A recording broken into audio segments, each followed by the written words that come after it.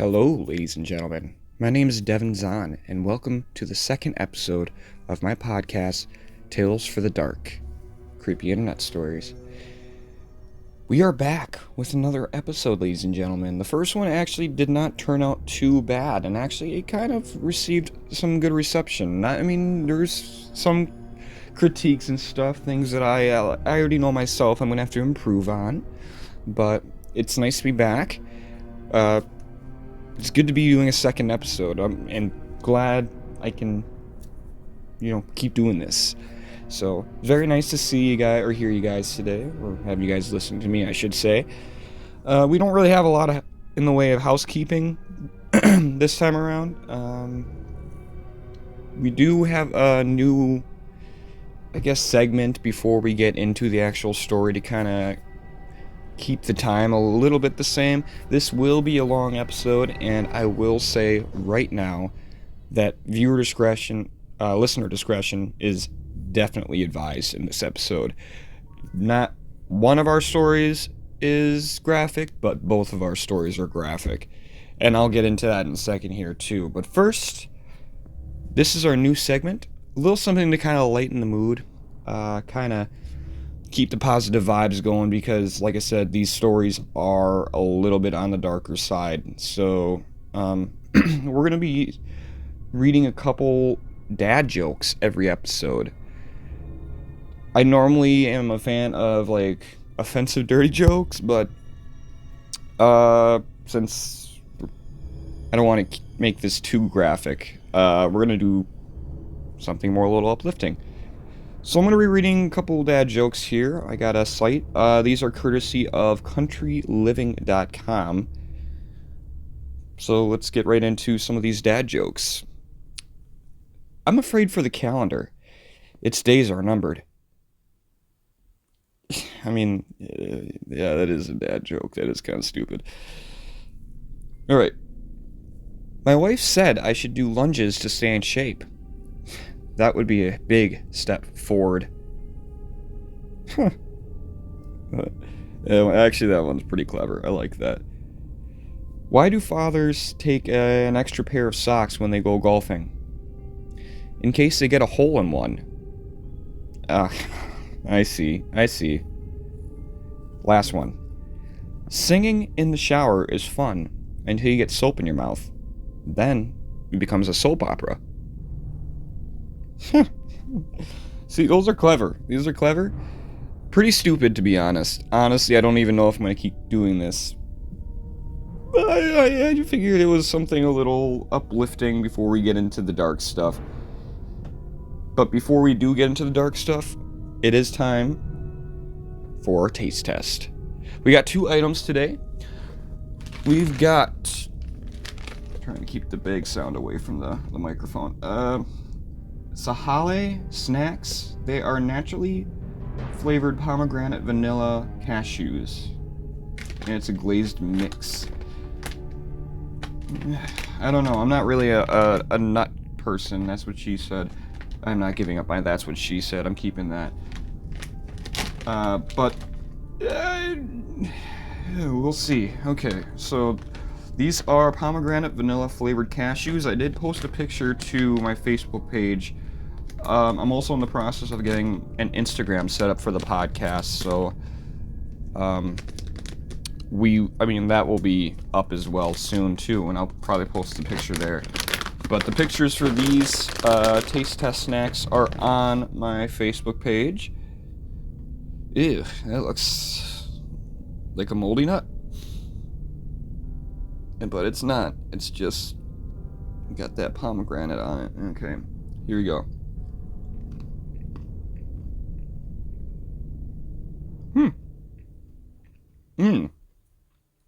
Holy mother, that is actually really, really good. I normally don't like nuts. That's what she said. But these are actually fantastic. I'm gonna have another one, I think.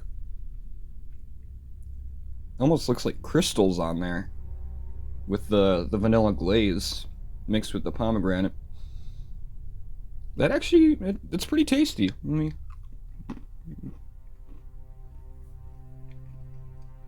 Oh yeah. That is good. Okay. Mmm. Dry roasted nuts.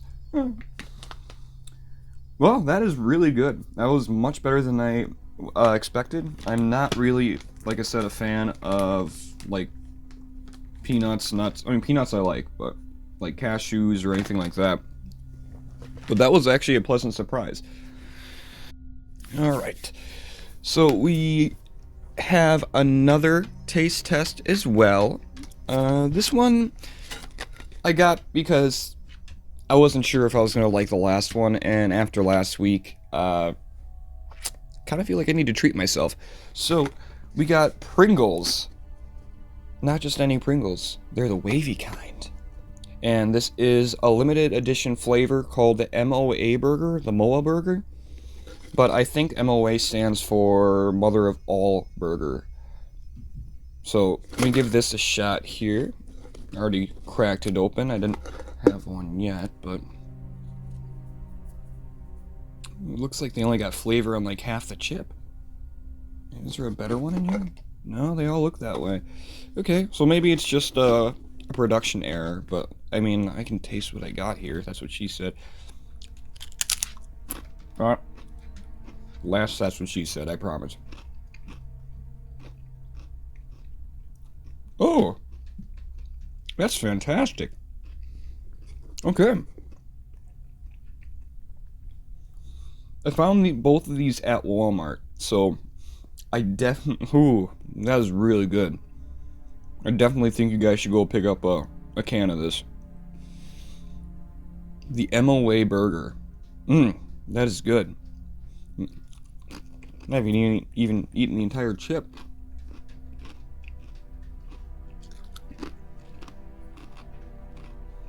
Oh, absolutely. Even the unflavored part is delicious. But that, I might be biased because I do like Pringles, so... No! I spilled some. Well, that's par for the course. Alright, so before we get into this first story for today, I want to kind of give scores to those taste tests that we just did. So, what would I give the cashews? Probably solid 9. Those are actually really good. Way better than I expected. I expected to actually give those things about as low as a score as I did the other one too. So, let me just see here. Sorry about that little bump too there. So yeah. What about the Pringles? I'd say probably a 7 or 8 on those. I mean, they weren't the best thing in the world, but man, they were decent, you know? I mean, they tasted like pizza Pringles with a little more zest, I would say. So, okay, now that we got that out of the way, let's get right into our first story, which will be a creepypasta this time around. Which I think you guys kind of knew. I kind of teased this on my Facebook page a while back, I think a week ago. So, what we are doing today for our first creepypasta story is called Jeff the Killer. This is a really famous creepypasta story, so we'll see what you guys think too. I'll ask you guys at the end to drop comments down below. I'll kind of give my own critique. It is kind of a longer story. It's only like 25-30 minutes, so without further ado, let's get into it. This is Jeff the Killer, uploaded to Wattpad by LadyMaryEvangeline. Yeah, I'm sorry about that, I botched the name. I'll put credit in the description too. But this is Jeff the Killer. Jeff and his family had just moved into a new neighborhood. His dad had gotten a promotion at work, and they thought it would be best to live in one of those fancy neighborhoods. Jeff and his brother Lou couldn't complain, though. A new, better house. What wasn't not to love, you know? As they were getting unpacked, one of their neighbors came by. "Hello," she said. "I'm Barbara. I live across the street from you. Well, I just want to introduce myself and introduce my son." She turns around and calls her son over. "Billy, these are our new neighbors." Billy said hi and ran back to his yard. "Well," said Jeff's mom, "I'm Margaret, and this is my husband Peter, and my two sons, Jeff and Lou."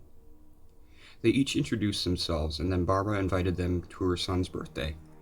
Jeff and his brother were just about to object when their mother said they would love to. When Jeff and his family are done packing, Jeff went up to his mom. "Mom, why would you invite us to some kid's party? If you hadn't noticed, I'm not some stupid kid." "Jeff," said his mother, "we just moved here. We should show that we want to spend time with our neighbors. Now, we're going to that party, and that's final." Jeff started to talk, but stopped himself, knowing that he couldn't do anything. Whenever his mom said something, it was final. He walked up to his room and plopped down on his bed.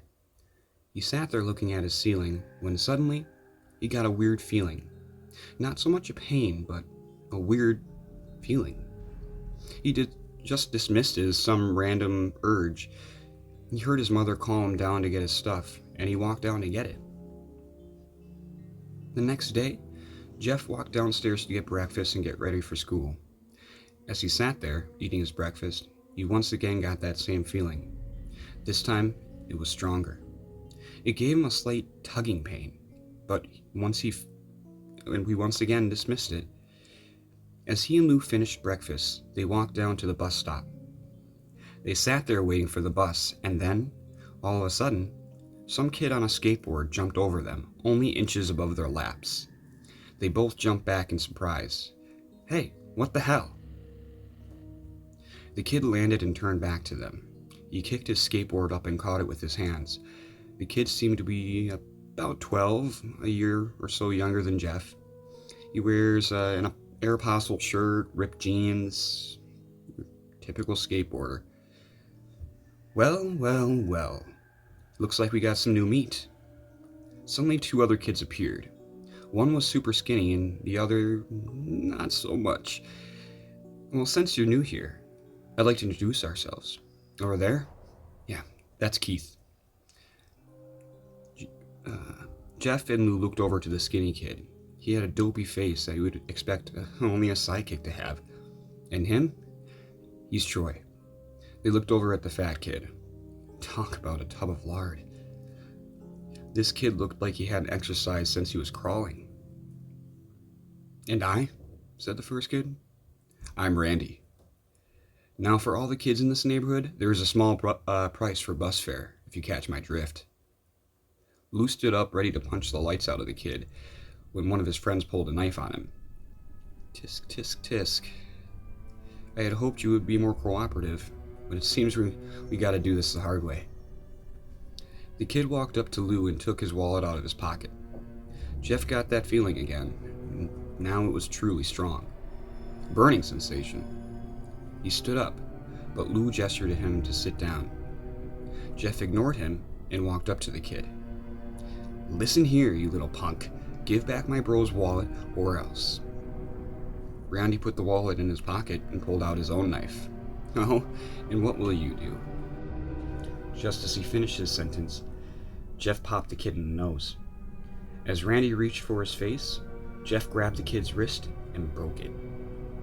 Randy screamed and Jeff grabbed the knife from his hand. Troy and Keith rushed Jeff, but Jeff was too quick. He threw Randy to the ground. Keith lashed out at him, but Jeff ducked and stabbed him in the arm. Keith dropped his knife and fell to the ground screaming. Troy rushed him too, but Jeff didn't even need the knife. He punched Troy straight in the stomach and Troy went down. As he fell, he puked all over. Lou could do nothing but look in amazement at Jeff. Jeff was amazed with himself too, but not proud. "Jeff, how'd you..." That's all he could get out. They saw the bus coming and they knew they'd be blamed for the whole thing, so they ran. They looked back and saw the bus driver rushing over to Randy and the others. As Jeff and Lou made it to school, they didn't dare tell what happened. All they did was sit and listen. Lou just thought that it was his brother beating up a few kids, but Jeff knew it was more. It was something scary. As he got that feeling, he felt how powerful it was, the urge to just hurt someone. He didn't like how it sounded, but he couldn't help feeling happy. He felt that strange feeling go away and stay away for the entire day of school. Even as he walked home, due to the whole thing near the bus stop, and now he probably wouldn't be taking the bus anymore, he felt happy still. When he got home, his parents asked him how his day was, and he said, in a somewhat ominous voice, "It was a wonderful day." Next morning, he heard a knock at his front door. He walked down to find 2 police officers at the door and his mother looking back at him with an angry look. "Jeff, these officers tell me that you attacked 3 kids? That it wasn't a regular fight and they got stabbed? Son?" Jeff's gaze fell to the floor, showing his mother that it was true. "Mom, they were the ones who pulled knives on me and Lou." "Son," said one of the cops, "we found 3 kids, 2 stabbed, 1 having a bruise on his stomach, and we have witnesses proving that you fled the scene. Now, tell me, what do you think that tells us?" Jeff knew it was no use. You could say him and Lou had been attacked, but then there was no proof it was not them who attacked first. They couldn't say that they weren't fleeing, because truth be told, they were.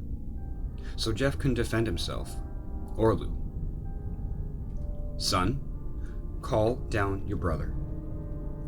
Jeff couldn't do it, since it was him who beat up all the kids. "Sir, it was me. I was the one who beat up those kids. Lou tried to hold me back, but he couldn't stop me." The cop looked at his partner, and they both nodded. "Well, kid, it looks like a year in juvie for you." "Wait," says Lou. They all looked up to see him holding a knife, and that's when the officers pulled their guns and locked them on Lou. "It was me. I beat up those little punks. Have the marks to prove it." He lifted up his sleeves to reveal cuts and bruises, as if he was in a struggle. "Son, put the knife down," said the officer. Lou held up the knife and dropped it to the ground. He put his hands up and walked over to the cops. "No, Lou, it was me. I did it." Jeff had tears running down his face. "Poor bro, trying to always take the blame for what I do. Well, guys, take me away." The police led Lou out to the patrol car. "Lou, tell them it was me. I was the one who beat up those kids." Jeff's mother put her hands on his shoulders. "Jeff, please, you don't have to lie. We know it was Lou. You can stop." Jeff watched helplessly as the cop car speeds off with Lou inside. A few minutes later, Jeff's dad pulled into the driveway, seeing Jeff's face and knowing something was wrong. Son, what is it?" Jeff couldn't answer. His vocal cords were strained from crying instead. Jeff's mother walked his father inside to break the bad news to him as Jeff wept in the driveway.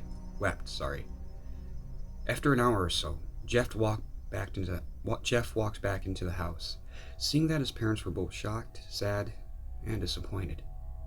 You couldn't look at them. You couldn't see how they thought of Lou when it was really his fault. He just went to sleep, trying to get the whole thing off his mind.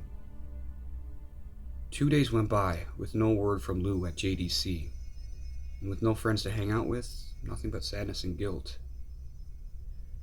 That is until Saturday, when Jeff woke up to his mother with a happy face.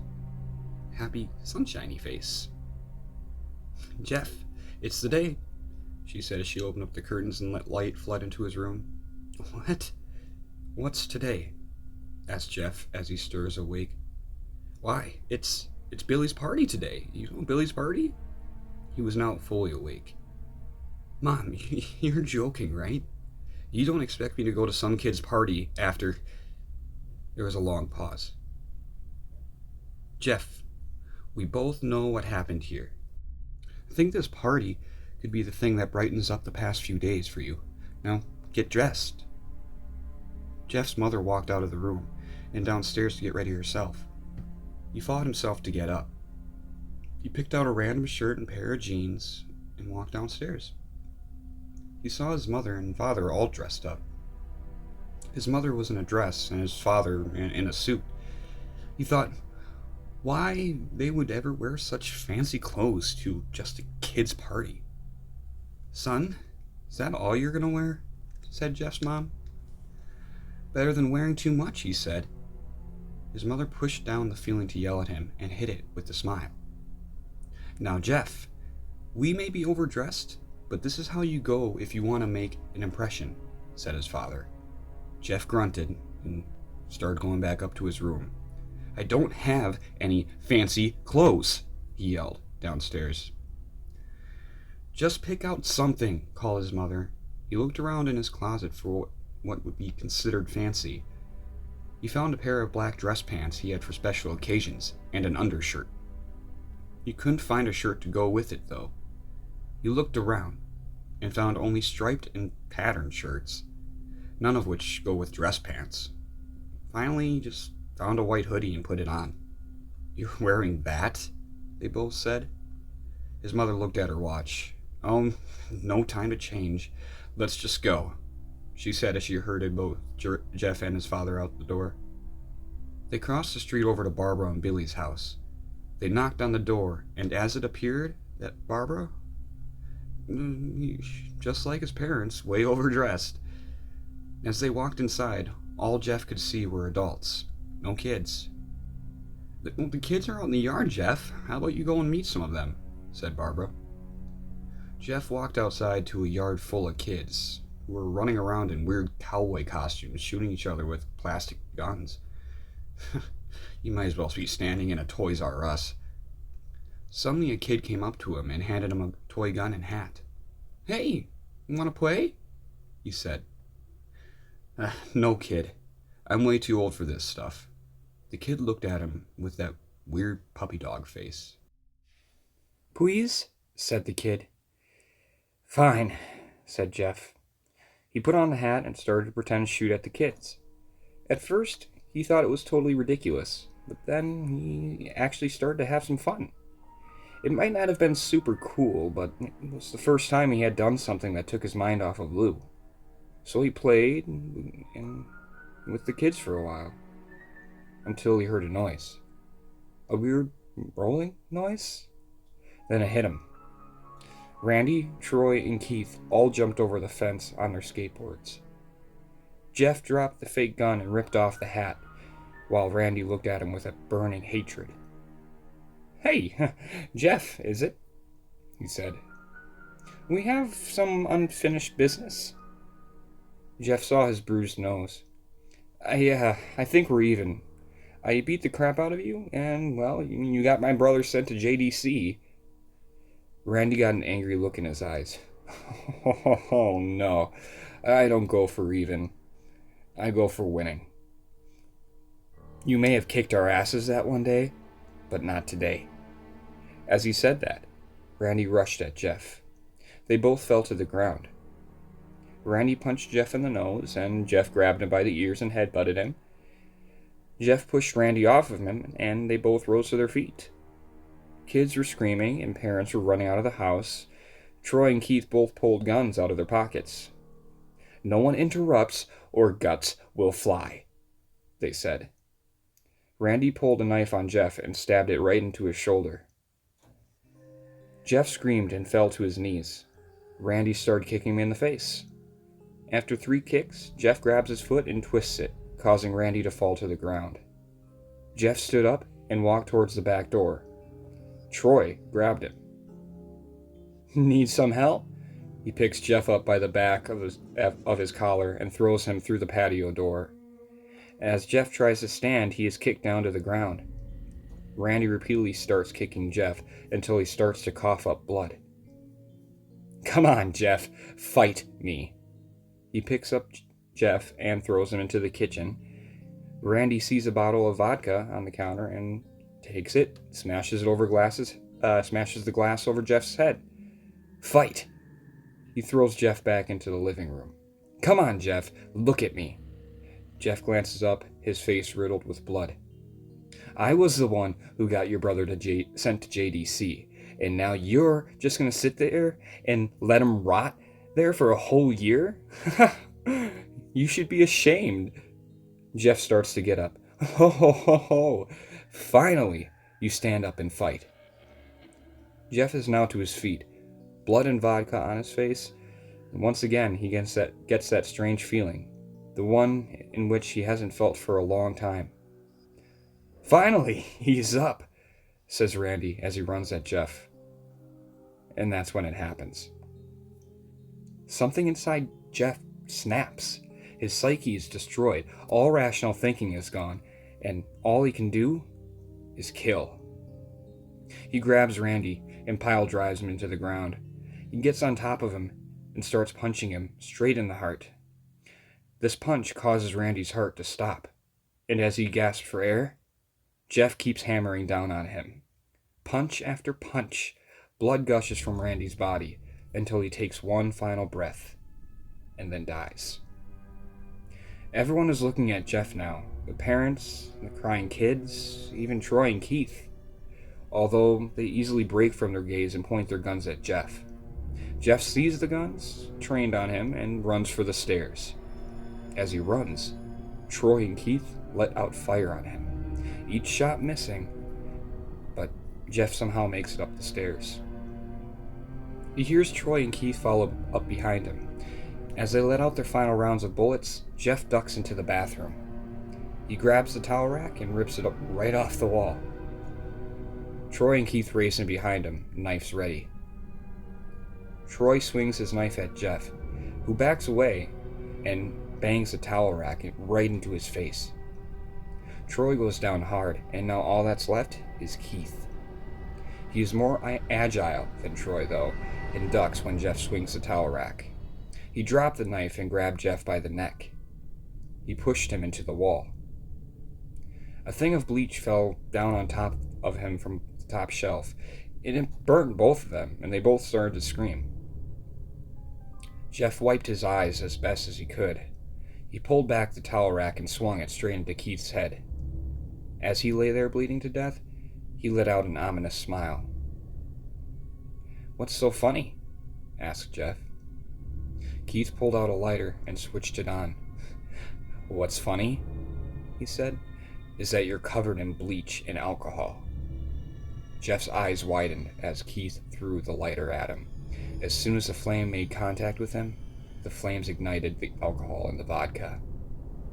While the alcohol burned him, the bleach bleached his skin. Jeff let out a terrible screech as he caught on fire. He tried to roll out of the fire, but it was no use. The alcohol had made him a walking inferno. He ran down the hall and fell down the stairs. Everybody started screaming as they saw Jeff, now a man on fire, drop to the ground, nearly dead, but not quite. The last thing Jeff saw was his mother and the other parents trying to extinguish the flame. That's when he passed out. When Jeff woke, he had a cast wrapped around his face. He couldn't see anything, but he felt a cast on his shoulder and stitches all over his body. He tried to stand up, but he realized that there was some tube in his arm, and when he tried to get up, it fell out, and a nurse rushed in. I don't think you can get out of bed just yet," she said as she put him back in his bed and reinserted the tube. Jeff sat there, no vision, no idea of what his surroundings were, until finally, after hours, he heard his mother. "Honey, are you okay?" she asked. Jeff couldn't answer, though. His face was covered, and he was unable to speak. "Oh, honey, I have great news. After all the witnesses told police that Randy confessed of trying to attack you, they decided to let Lou go." This made Jeff almost bolt up, stopping halfway, though, remembering the tube coming out of his arm. "He'll be out tomorrow, and then you two will be able to be together again." Jeff's mother hugs Jeff and says her goodbyes. The next couple of weeks were those where Jeff was visited by his family. Then came the day when his bandages were finally to be removed. His family were all there to see it, what he would look like. And as the doctors unwrapped the bandages from Jeff's face, everyone was on the edge of their seats. They waited until the last bandage holding the cover over his face was almost removed. That's when the doctor said, "Let's hope for the best." He quickly pulls off the cloth, letting the rest fall from Jeff's face. Jeff's mother screams at the sight of it. Lou and Jeff's dad stare, awestruck, at his face. What? What happened to my face?" Jeff said. He rushed out of bed and ran into the bathroom. He looked in the mirror and saw the cause of the distress. His face. It's horrible. His lips were burnt to a deep shade of red. His face was turned into a pure white color, and his hair singed from brown to black. He slowly puts his hand to his face, and it has sort of a leathery feel to it now. He looked back at his family, and then back in the mirror. "Jeff," said Lou, "it's not that bad." "Not that bad?" said Jeff. "It's perfect." His family were equally surprised. Jeff started laughing uncontrollably, and his parents noticed that his left eye and hand were twitching. Jeff? Are you okay?" "Okay? I've never felt more happy." "I mean, look at me. This face goes perfectly with me." He couldn't stop laughing. He stroked his face, feeling it, looking at it in the mirror. What caused this? Well, you may recall that when Jeff was fighting Randy, something in his mind, his sanity, just snapped. And now he was left as a crazy killing machine. That is, his parents didn't even know. "Doctor," said Jeff's mom, "is my son, all right? In the head?" "Oh, yeah, this behavior's typical for patients that have taken a very large amount of painkillers. If his behavior doesn't change in a few weeks, bring him back here. We'll give him a psychology test, if that makes you feel better." "Oh, thank you, doctor." Jeff's mother went over to Jeff. "Jeff, sweetie, it's time to go." Jeff looks away from the mirror, his face still formed into that crazy smile. "Okay, Mommy." His mother took him by the shoulder and took him to get his clothes. "This is what came in," said the lady at the desk. Jeff's mom looked down to see the black dress pants and white hoodie her son had worn. Now they were clean of blood and stitched together. So Jeff's mother led him into his room and made him put on his clothes. Then they left, not knowing that this was their final day of life. Later that night, Jeff's mother woke to a sound coming from the bathroom. It sounded as if someone was crying. She slowly walked over to see what it was. When she looked into the bathroom, she saw a horrendous sight. Jeff had taken a knife and carved a smile into his cheeks. "Jeff, what in the hell are you doing?" asked his mother. Jeff looked over to his mother. "I couldn't keep smiling, Mommy. It hurt after a while, but now I can smile forever." That's when Jeff's mother noticed his eyes ringed in black. "Jeff, your eyes!" His eyes were seemingly never closing. "Well, I couldn't see my face. I got tired and my eyes started to close. I burned the eyelids so I could forever see myself, my new face." Jeff's mother slowly started to back away, seeing that her son was going insane. "What's wrong, Mommy? Aren't I beautiful?" "Yes, son," she said. "Yeah, you are. Let me go get your dad, so he can see your face too." She ran into the room and shook Jeff's dad from his sleep. "Honey, get the gun. She stopped as she saw Jeff in the doorway holding a knife. "Mommy, you lied." That's the last thing they hear as Jeff rushes them with the knife, gutting both of them. His brother Lou woke up, startled by some noise. He didn't hear anything else, so he just shut his eyes and tried to get back to sleep. He was on the border of slumber when he got the strangest feeling that someone was watching him. He looked up before Jeff's hand covered his mouth. He slowly raised the knife, ready to plunge it into him. Lou thrashed here and there, trying to escape Jeff's grip. All Jeff said, "Shh, just go to sleep." Wow, that was our first story here. I'm sorry if it seemed like cut here and there. I did have to kind of record this in a couple parts due to some noise that ended up happening in between. So that's besides the point. That was Jeff the Killer. That was probably one of the best stories I've ever read. So, I mean, let's get right into it. What did I think of it?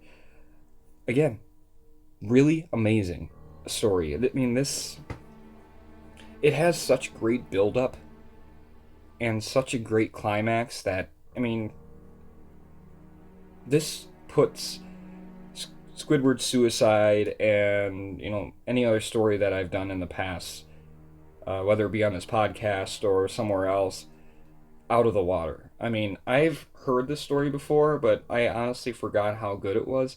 The only complaints I do have are the grammatical errors, because I did have to ad-lib some of this, because it does kind of, like the other stories, switch between first and third person at points, and I'm not even really sure if this is the original story, but it was brilliantly written.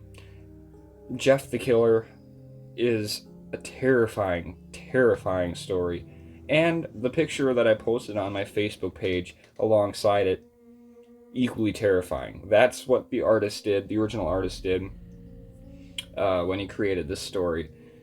But what do I think of it as a whole? It's fantastic, obviously. The grammar was a little here and there, and granted, my reading might not be the best too. I do have a stutter myself, so I can't really complain about that too much, but there are some things that I would change. I mean, saying mommy that many times, I mean, it works towards the end because he literally went insane, but I mean, like his mom saying son that many times. I mean, what generation was that? That was the commonplace. You call your mom, but you don't call your son every time. So, I mean that is a really biased complaint, and I don't know how anyone else's lives were, so I may be wrong on that, and feel free to call me out on that. But to me, it just seemed a little weird on the writing side of it. But I guess that's Jeff the Killer for you. He's insane. So, yeah, that was a very graphic story, but our next one's going to be a true crime story. So that one's probably going to be even worse. And especially with our subject for that story, yeah, I can guarantee it's going to be worse. As for this story, what would I give it? Out of 10, I should say. I'd give this absolutely a 9 out of 10. The only reason I'm giving it a 9 and not 10 is the grammar. I did have to ad-lib a little bit of it, and obviously you guys know I did the voice acting for all the quotes and stuff too. But yeah, 9 out of 10. It was great. I mean, this story is timeless, I think. I mean, this is an instant classic. I mean, if you're into everything horror, scary, creepy, anything like that, even true crime, this is something that you would enjoy, because this could actually happen. This guy got jumped by 3 people after he attacked them. He had this urge the entire time to actually hurt people, and then, the whole bleach and the alcohol thing, it's very conceivable.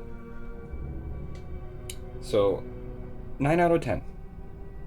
So with that, we're going to be ending this story and heading right into our next one, which I think you guys might like. So let me just pull that up and I will get right into it. Alright, so this next story is something you guys probably already know a lot about, because this is going to be our first true crime story, and this is going to be one about Ted Bundy. So, if you don't know who Ted Bundy is, he killed 34 people from 74 to 79, I believe. It's in the research that I meticulously researched throughout this time between the past episode and this episode. But without further ado, this is the story of Ted Bundy and his murder spree. Alright, so Ted Bundy is probably one of the most well-known serial killers in the United States, and for that matter, probably the entire world. But not everyone knows just how big of a monster he actually really was, or how despicable his crimes truly were. His name is Theodore Robert Bundy, and he was born on November 24th, 1946, in Burlington, Vermont. His mother's name was Eleanor Louise Colwell, and she gave birth to Bundy at the young and unmarried age of 22. His father's identity is still up for debate, the first possibility being Lloyd Marshall, who was an Air Force vet and Penn State graduate. This speculation is based off the book The Stranger Beside Me, written by Anne Rule. But others speculate that his father could have been Jack Worthington. It's possible his father was also his grandfather due to his birth certificate listing the father as unknown, but none of this has been confirmed.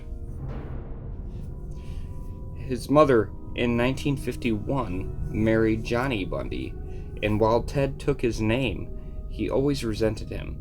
Apparently, he was too uneducated and part of the working class for Ted's taste. But nevertheless, his mother and Johnny ended up having several kids, and in fact, Johnny was married to her in the 70s when Ted committed most of his heinous crimes. His mother spent years refusing to believe he had done what he had done, but the true story almost comes out. In the beginning, Bundy's mother thought of him as a secret shame. Louise was raised by highly religious parents, so his illegitimate birth embarrassed her. Eventually, she decided to bring Ted to a house in Vermont, for unwed mothers. Later on, he was brought to his grandparents, yes, the religious ones that live in Philadelphia, the same ones that his parents, according to his mother, would be ashamed of. So, to hide his mother's shame, he was raised as the adopted son of her parents, his grandparents, and was lied to and told his mother was in fact his sister. His mother later moves on to marry Johnny Bundy, his stepfather. Ted Bundy started out okay, showed interest in usual kid things for a time. He did well in school, although he didn't get along with his peers. But one red flag was that he gained an interest in knives at the young age of 3. The young age of 3. I mean, who likes knives at 3? I'm sorry. This is according to biography.com. So, I got my info from a couple sites, so I will cite them at the end of this.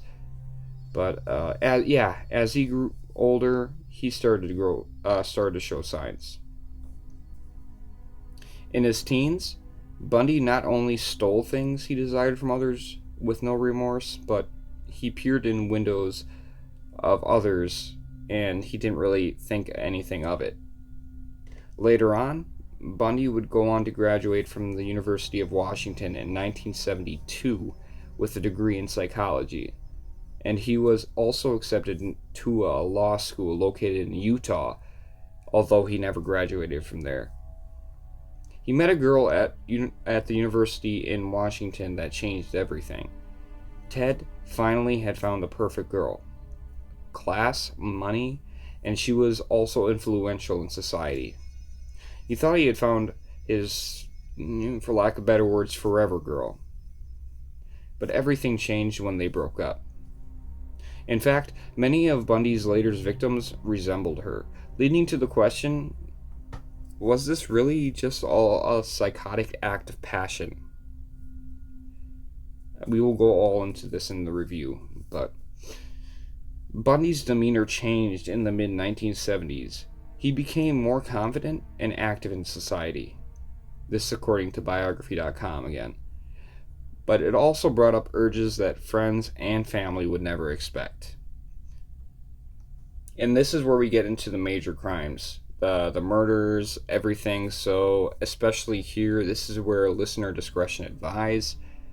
So, please do not have your kids listening to this, because this is going to get really nasty. Credit for the crime list goes to abcnews.com. I got all of this info from here on out. Biography.com, thank you for your input.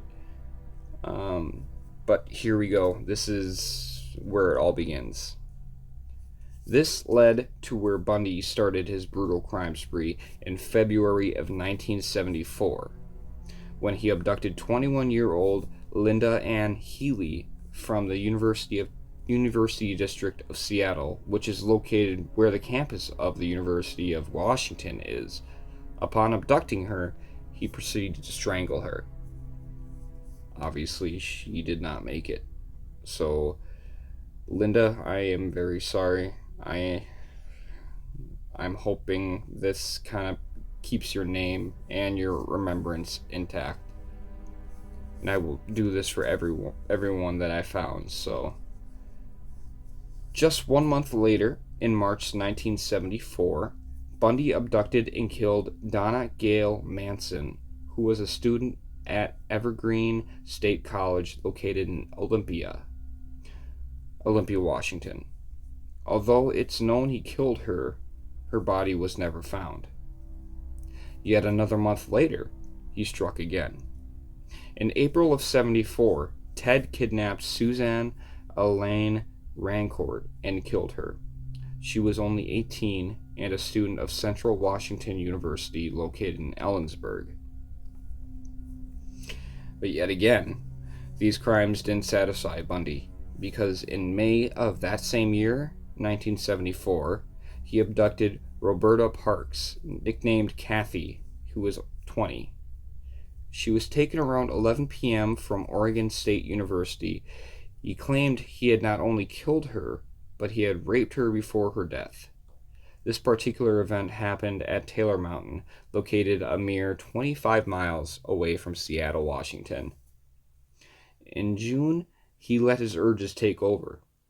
It was June 1st, 1974, when Bundy kidnapped 22-year-old Brenda Carol Ball in Burien, a town just south of Seattle.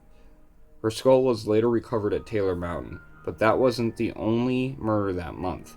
On June 11th, Gregorin Hawkins, back in the University District of Seattle, was abducted and killed. According to the King County Sheriff, he knocked her out, then strangled her. I should mention, this may be a longer story, might be around the same length as our Jeff the Killer story, but I feel it is really my responsibility to get as much of these names that I've found in my research out as I can, because these ladies, these girls, these children deserve to have their name remembered and respected.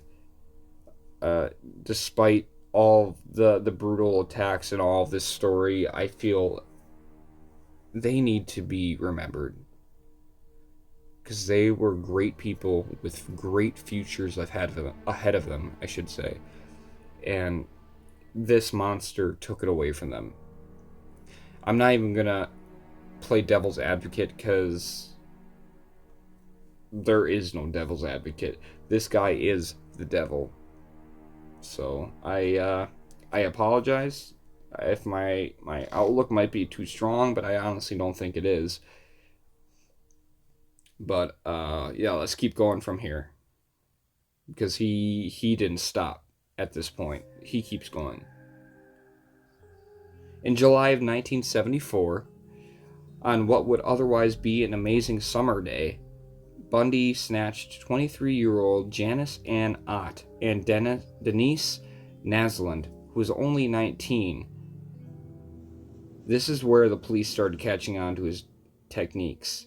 He was known to go out in arm slings, acting as if he was injured and ask passerbys for help. With his sociopathic personality, he found it easy to lure young college women in, and that seemed to be his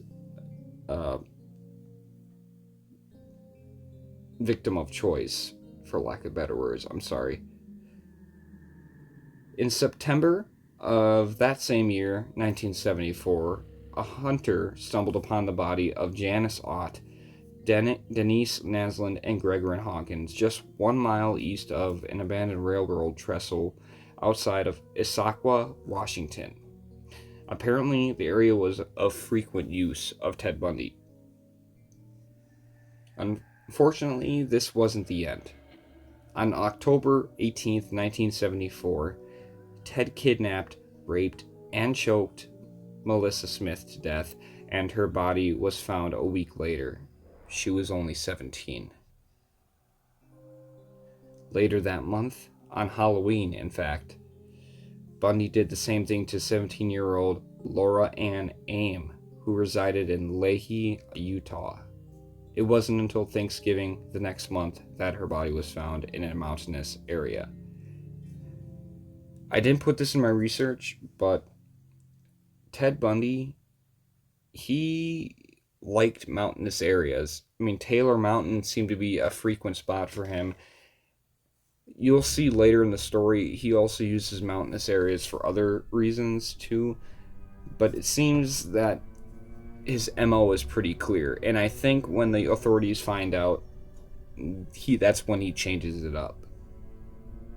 So, in an attempt to step up his game, Bundy impersonated a police officer in an attempt to abduct 18-year-old Carol DeRonch at a mall in Murray, Utah.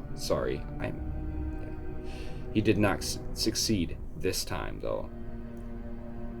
By 10:15 that very same night, Deborah Jean Kent was given the keys to her car by her father to give her brother a ride home from the local skating rink.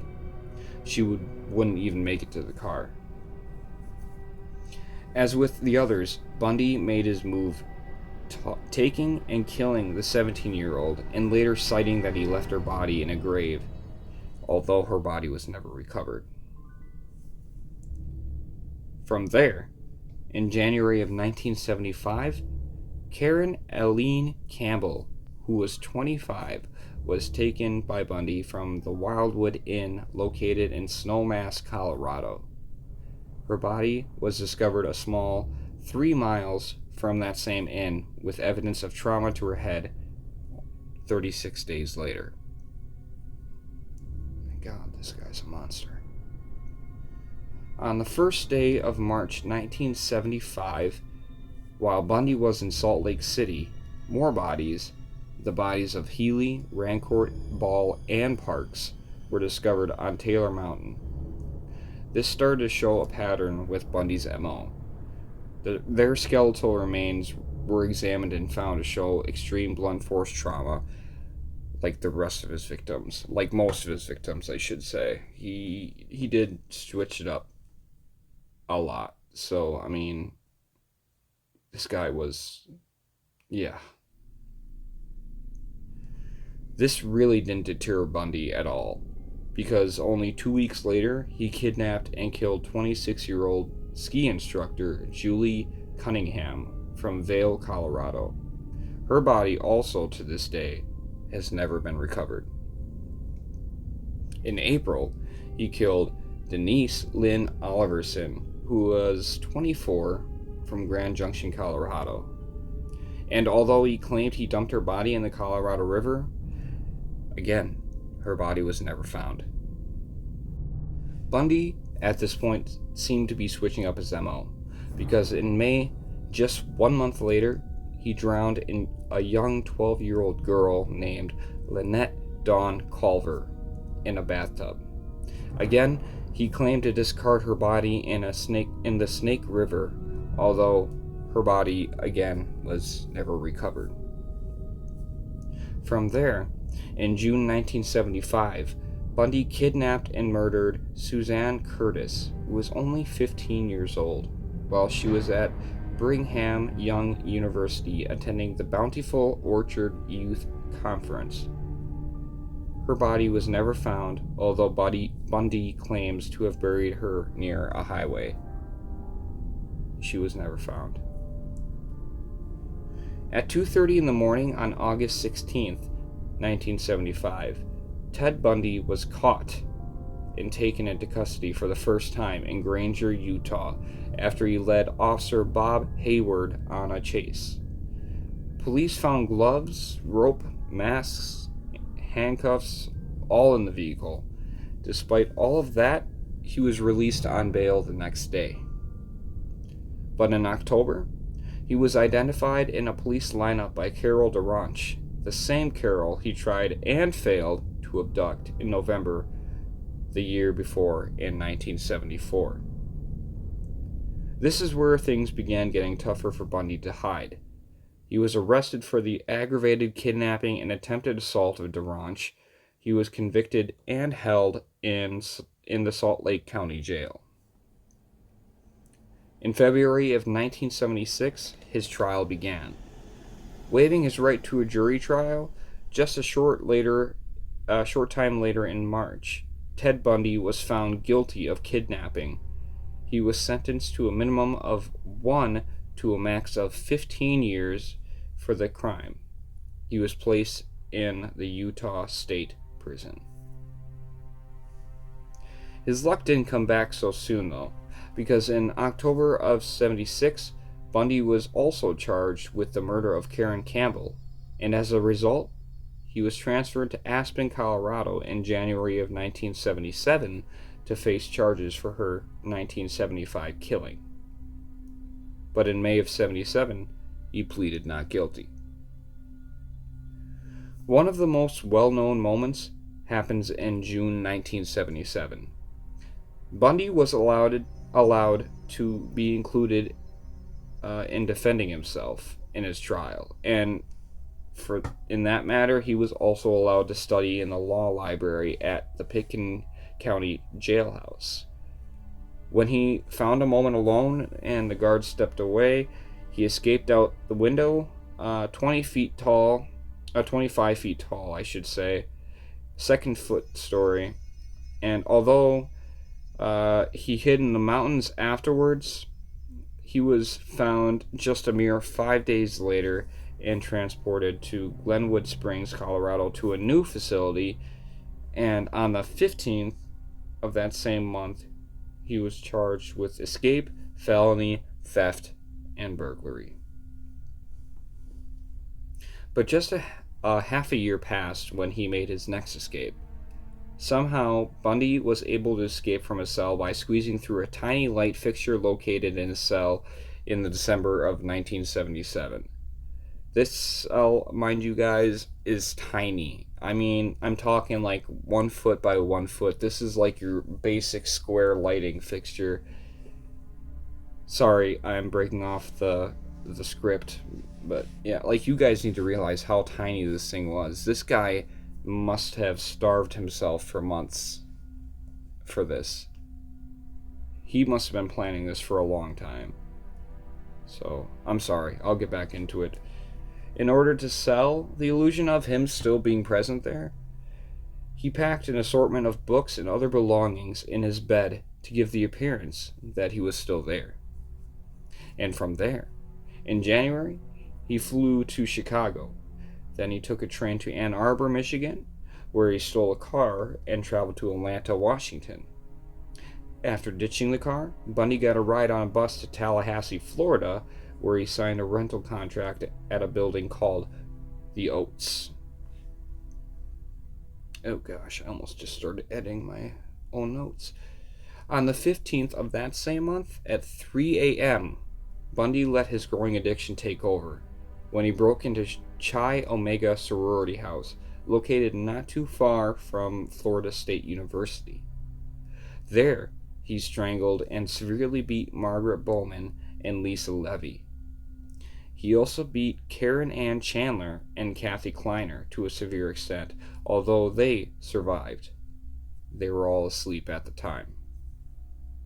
Not too long after the Chi Omega incident, he struck again. Seemingly at this point, he was in a rage. Bundy ended up breaking into an apartment of an FSU student named Cheryl Thomas, attacking her, although yet again he fails. Her housemates, just on the other side of the wall, heard her and tried calling her. When they didn't get an answer, they called the police. But Ted had escaped by the time they had arrived, and thankfully, Cheryl survived the assault. But that didn't deter Bundy from continuing his streak of horrific crimes. On February 9th, 1978, he struck again. He kidnapped another 12-year-old junior high school girl who went missing in the middle of the school day. He kidnapped and killed her. Her name was Kimberly Leach. And thankfully, although not thankfully, this would be his last murder. Because at 1:34 in the morning, on February 15th, 1978, a Pensacola police patrolman named David Lee took notice of a suspicious car driving erratically and loitering around the area he was patrolling in. Upon running the license plate, Lee found the car to be stolen. Bundy did not take kindly to being pulled over, refusing to give his name and actually resisting arrest. Eventually, after a struggle, Lee was able to subdue Bundy and take him into custody. But back at the station, Ted attempted to give an ID he had stolen from an FSU student named Kenneth. There was no last name given. A short 2 days later, on February 17th, Bundy finally revealed his identity to police. Another body was found between this point and the official charges that were placed. In April of 1978, Kimberly Leach's body was discovered near Suwannee River State Park. In July, Bundy was officially indicted for the murders of Margaret Bowman and Lisa Levy, alongside the attempted murders of Cheryl Thomas, Karen Chandler, and Kathy Kleiner. Fast forwarding to May 1979, Bundy rejected a plea deal that would take the death penalty off the table. This is because he wouldn't accept the terms in which were him admitting to murdering Levy, Leach, and Bowman. Bundy was convicted of murder on July 24th, 1979 for all three women. A short 1 week later, he was sentenced to death. And in February 1980, he was found guilty of murdering Leach and received another death sentence. 6 years later, in July of 1986, Governor Bob Graham signed 2 death warrants for the Chi Omega incident, and the 11th Circuit Court signed a permanent stay of execution a mere 15 minutes before his death sentence was about to be carried out. 3 years go by until in January 1989, Governor Bob Martinez signed the second death warrant for the case of Kimberly Leach, and over the next few days, Bundy began to confess. Among other various law enforcement officers, Bundy confessed to FBI agent Bill Hagmeyer of 30 people he had killed throughout the states of Florida, Oregon, Idaho, California, Utah, Washington, and Colorado. And this was between the years of 1973 and 1978. 3 days later, around 7 o'clock, January 24th, 1989, he was bound to the electric chair and executed. The trail of misery, torture, and heartbreak he left in his wake will forever haunt not only this country, but the world. Ted Bundy was one of the most prolific serial killers in history, but he couldn't outrun his urges or his fate. Alright, that is Ted Bundy. As much as I could find in this short time. That is about 50 paragraphs of content right there. I'm surprised it only took about 25 minutes to get through it. And if I'm being honest, this guy is everything I hate in a serial killer. I want to say humanity, but no one is monstrous as this guy is. But I mean, what do I think of this story? It's not really a story, it's true crime. And what I will say is, I mean, what anyone will say, this guy was an absolute complete monster. Everyone describes monsters as the thing that hides under your bed. But that's not always the case. Obviously, as we see here, monsters can hide in plain sight. This guy wrapped his arm in an arm sling. He would go to college campuses to lure girls into his car, and then he would kidnap them, rape them at times, not all the time, a lot of the time, and then he would kill them. So, I mean, I don't really have any sympathy. I mean, no one should have sympathy for this guy. I mean, what kind of monster does this? 12-year-old girls. I mean, are you kidding me?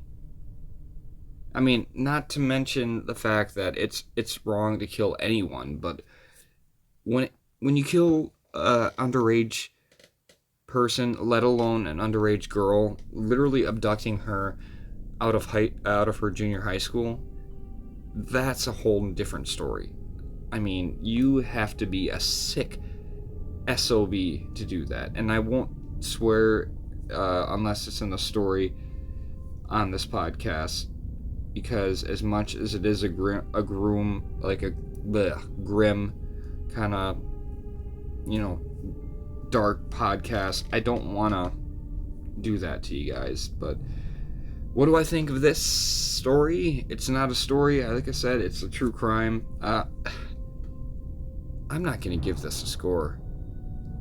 True crime, this type of crime does not deserve a rating on a story list. So I'm not going to be giving a score on any true crime I'm going to be doing at this point. But what I will say is this guy was probably one of the most challenging research projects I've actually taken on. And it kind of shows because he had so many victims, and I really wanted to get as many of the victims' names out as I could. I actually wrote this entire thing by hand. I had a lot of help from abcnews.com and biography.com. I will give credit in the description to everyone, every page, every website involved, of course. But this took me about a week to put together, and for about 30 minutes of content, I mean, I'm still pretty happy with what I put together. So what I want to know is what you guys think, because Ted Bundy, in my opinion, is a monster. I mean, no one can question that at all. But I want to know what you guys think of my research. I want to know what your thoughts are on Ted Bundy. And I want to know what you think as a whole.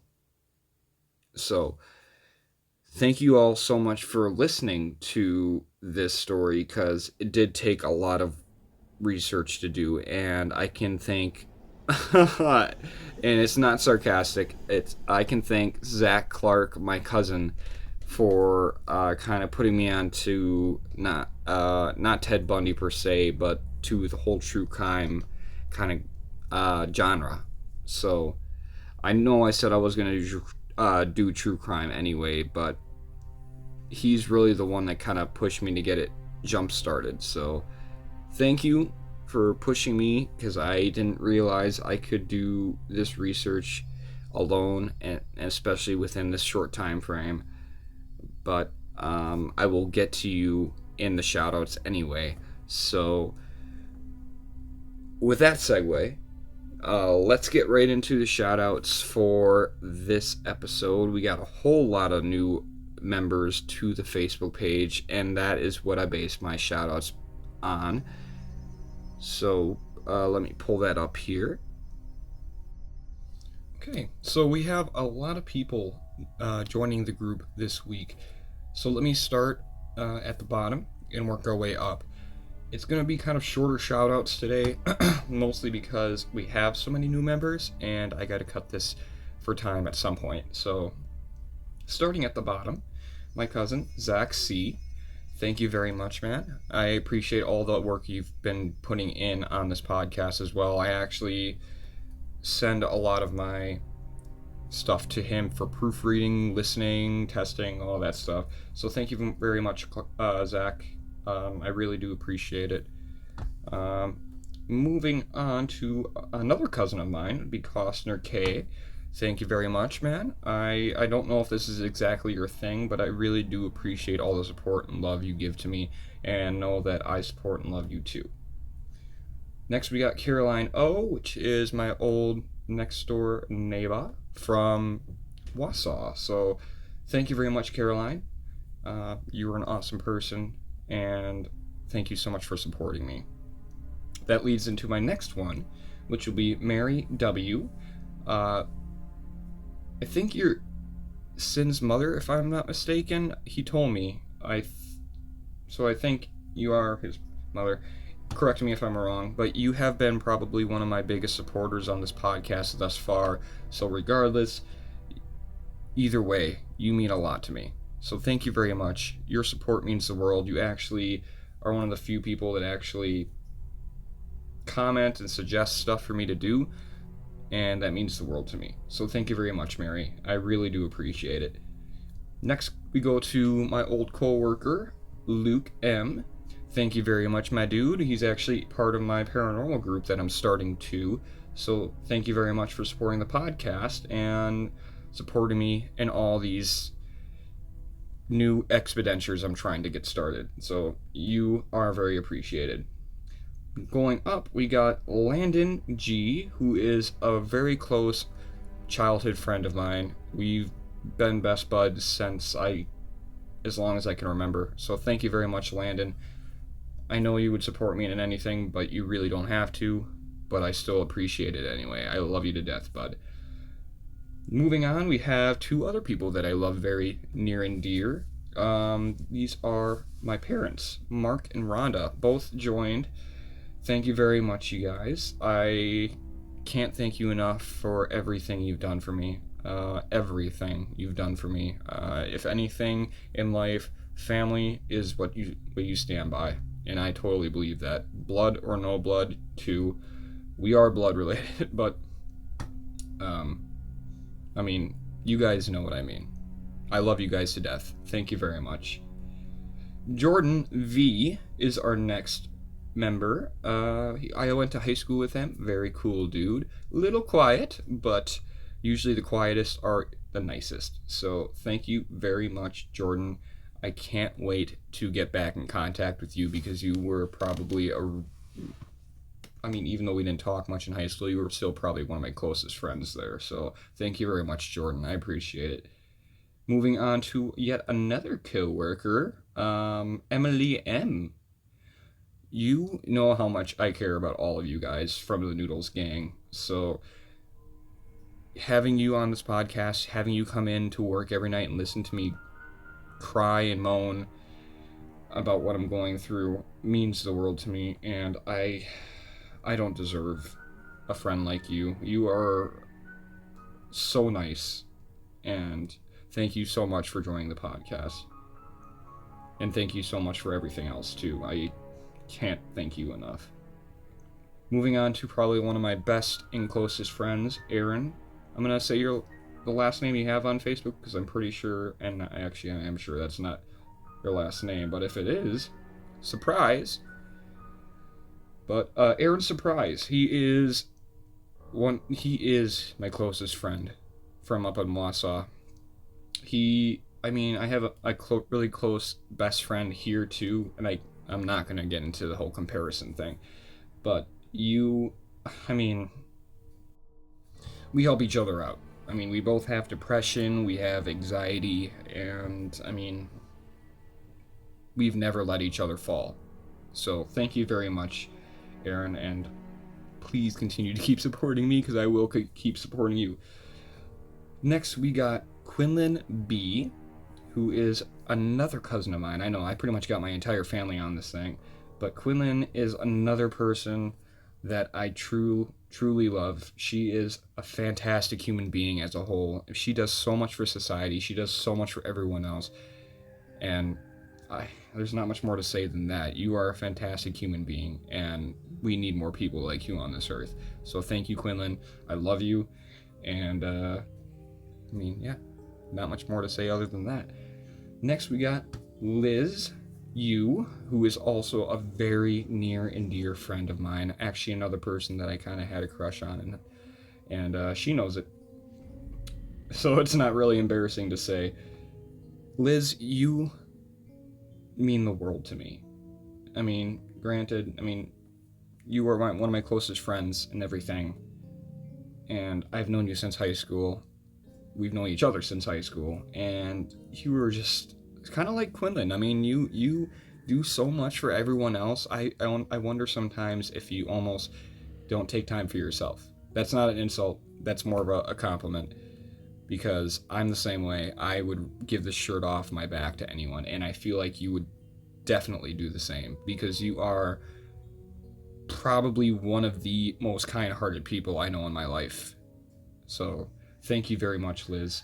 You mean the world to me, and I'm glad I finally got to give you a shout out. So thank you very much for listening to the podcast. Next, we got Cassandra R., who is a person I actually work alongside in my other project, which is actually not even my project. It belongs to a guy named Brian B.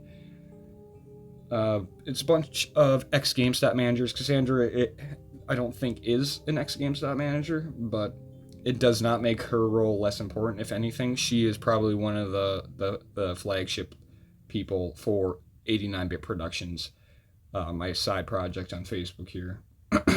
Brian's side project, I should say. And you are also a very amazing person. I can't even put into words, how much you've comforted me.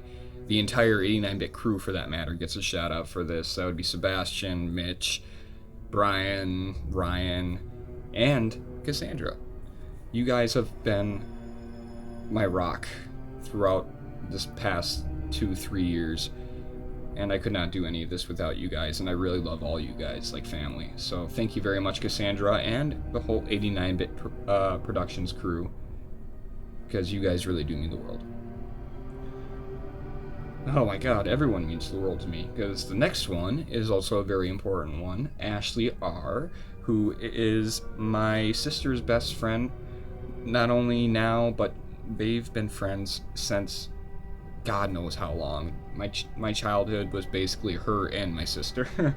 So at this point, my entire family considers Amanda, her son, her husband, her sister Amanda, and their kid, and the entire family is family to us. I'm not going to give away last names because confidentiality and all that, but you know who you are. I love you very much. You are a sister to me, and thank you.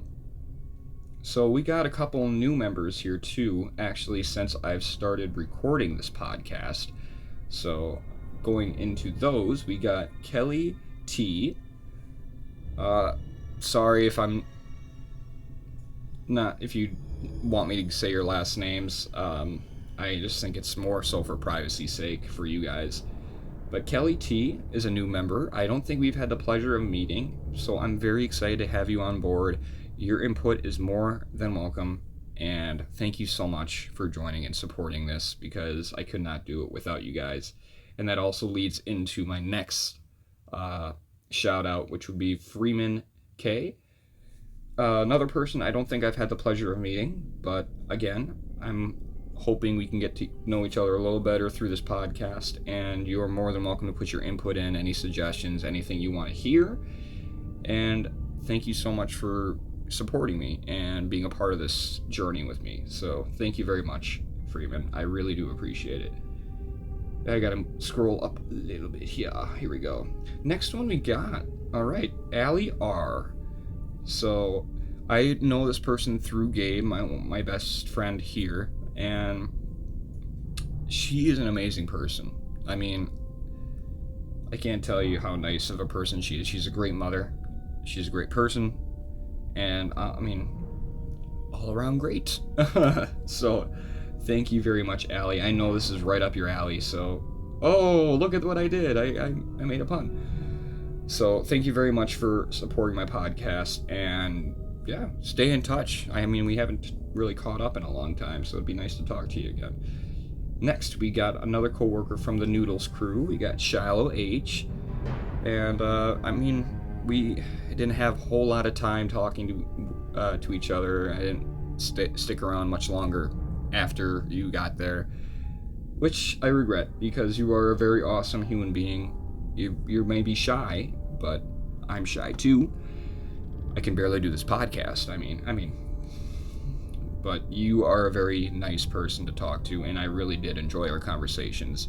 And I'm really, really glad that you're supporting me in my project now. So thank you very much, Shiloh, because, yeah, no, and stay in touch too. I really don't want to lose contact with any of the Noodles gang, because you guys really, really did make my day. I mean, you know all the problems we went through there, but it was you guys that actually kind of kept me there. So thank you very much for joining the podcast. Next, we got Zach's sister, I should say, Marissa C. Also my cousin, I should say. The entire family, Marissa, Zach, Jesse, their father. I mean, you guys are all just the sweetest people in the world. I mean, I don't know what I would do without you guys. I mean, you guys have always been there for me, no matter what's happened, and especially with everything that has happened in our family. I can't put into words how much I love you guys, because I really do. So thank you very much. I love you. Thank you for supporting me, and I hope we catch up soon, because I've been in contact with Zach, but I haven't really heard much from you, so I would love for that to change. So next on the list, we got Ashley's dad, Larry G. And same thing. You are family. Family doesn't end in blood. I got that from Supernatural. CC or whatever. Please don't sue me. But it really does ring true. Because Larry, I mean, you have also been very, very supportive of me, and I don't even think you really know me that much, to be honest. I don't think we've had too much contact with each other. But that doesn't matter, because you're still family. And, I cherish your entire family so much. You guys are incredible people. So I'll leave it at that before I get emotional on it. But thank you very much, Larry. I really do appreciate your support, because you are family. So next, we got a couple new people a new person going on that I haven't met. We got Calderon G. I hope I got that right. Joined about 2 weeks ago. Thank you very much for joining, my dude. I'm really hoping to get to know you a little better within this podcast and within your interactions with the podcast. So thank you very much. And by the way, I also really, really like your profile picture. It's the clown thing. So Thank you very much, Calderon. I hope I am pronouncing that right. I'm sorry if I'm not, but I really do appreciate your support. Next, we got my grandmother. We got Sandy K, formerly Sandy Z. But either way, I mean, I love my grandmother to death. I would take a bullet for her in a heartbeat. She is probably one of the most important people in my life. So she actually joined on both her Facebook accounts. So thank you very much. I really do love you, and you know why. That's actually an inside joke. I won't get into it. But I love Terry too, her husband, and my, I guess, step-grandfather. But I love him to death too. I mean, he is the nicest guy you'll ever meet. So thank you very much, Grandma. I love you so much, and thank you for supporting me on this. Next, we got another new person. We got Veronica W. And it's a good thing I'm not doing last names, because I would not be able to pronounce that. It's not a bad thing. It's not a bad thing. Thank you very much for joining, Veronica. Your support means the world to me, and again, I really hope we can get to know each other a little better throughout this podcast, throughout you listening, throughout you engaging. I appreciate it so much. So thank you very much for joining. That leads into one of my closest childhood friends, which would be Jacob K. Jacob, what can I say about you, dude? We are two completely different people. I will start out by saying that, but that is also not a bad thing. Jacob and I we're on two different sides of the aisle when it comes to politics, and for a lot of people, that may be something to get into a fight about. Me and Jacob aren't like that. Jacob has been there for me in some of the darkest points in my life, and I would give anything to talk to him again. So thank you very much, Jacob. I love you. I know we haven't talked in a while, but please get in contact with me again, because I would love to catch up with you and actually hang out sometime, because I miss you. So thank you very much, Jacob. I love you.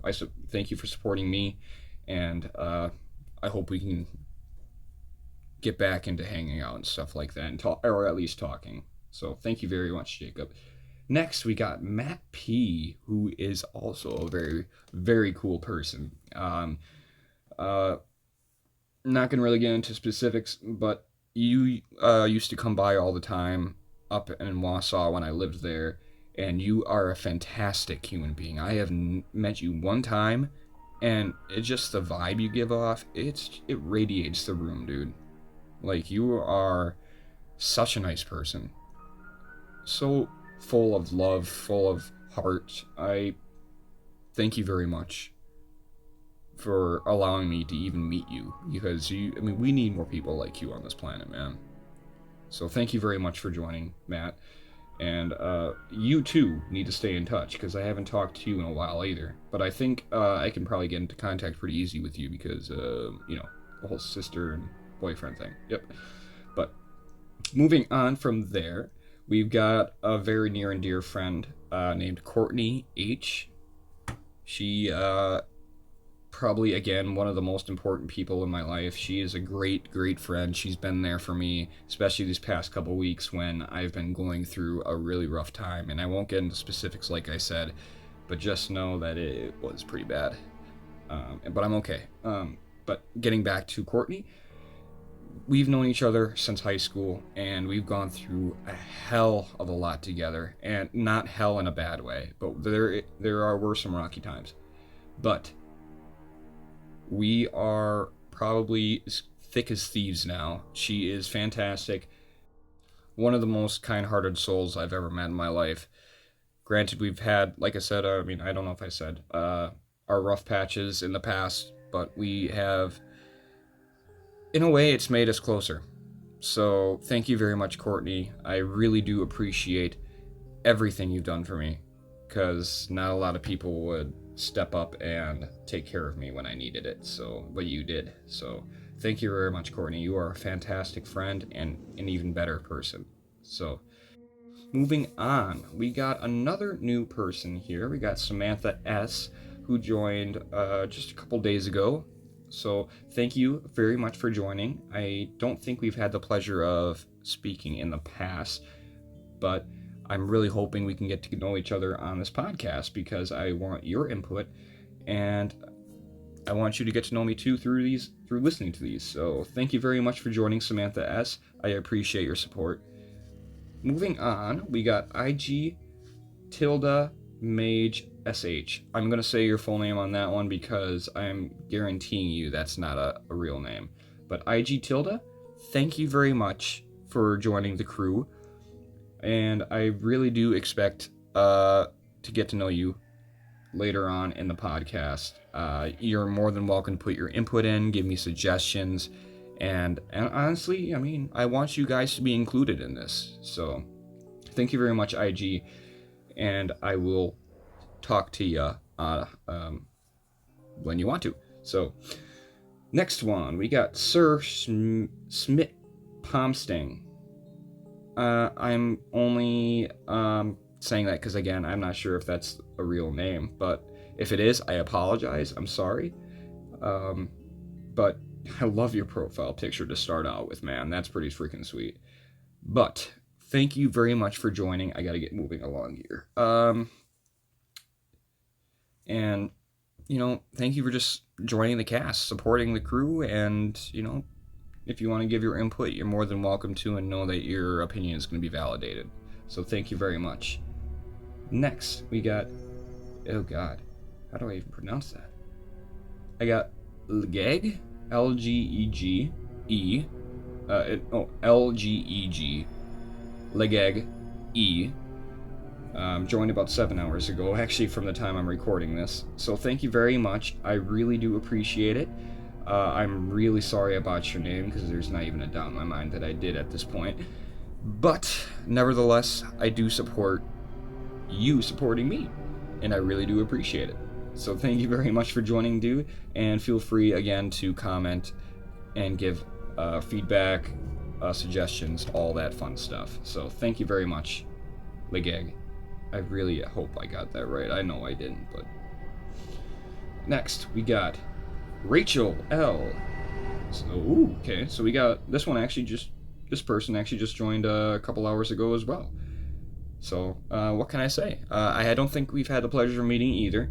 I really hope that changes, because I really do value all your inputs and opinions, suggestions, everything like that. Thank you so much for joining, Rachel, and I hope that you either learn something or you get some entertainment out of it. So thank you very much. And actually, we got one more, which is another good friend from high school. Her name is Hope.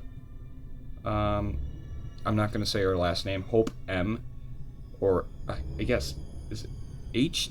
I'm sorry. I kind of got her name weird on Facebook. No offense. But Hope F. I'm going to go with that because that's how I've known you forever. What can I say about her? She was around when my cousin passed, and that's a big trauma for me.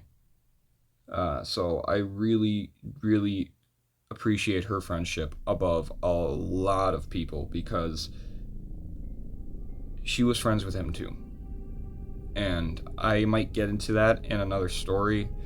I might do it as a story because it plays out like a damn soap opera. But Hope, you really, really mean so much to me. You've been there for me.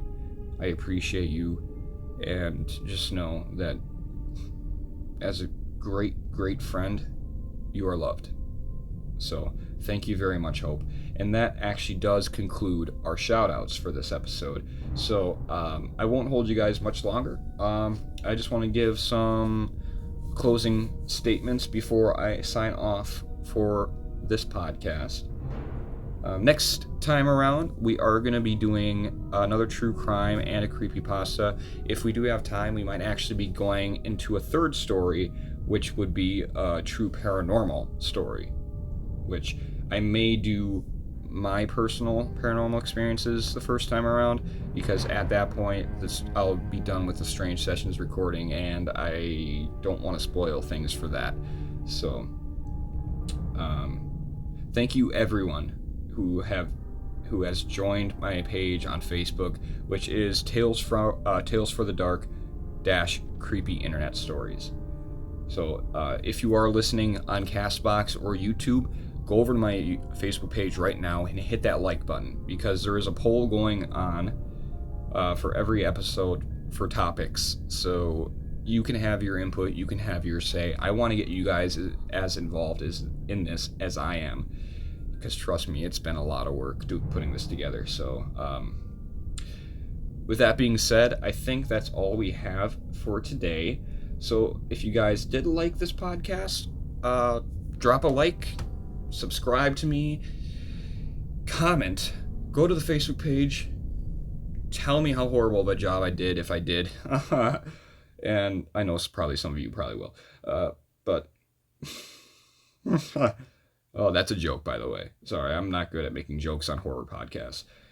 But from my little recluse cellar here, I want to thank you guys so much for listening, and I will hear you guys in 2 weeks when the next podcast comes out. My name's Devin Zahn, and this is Tales for the Dark. I'm out.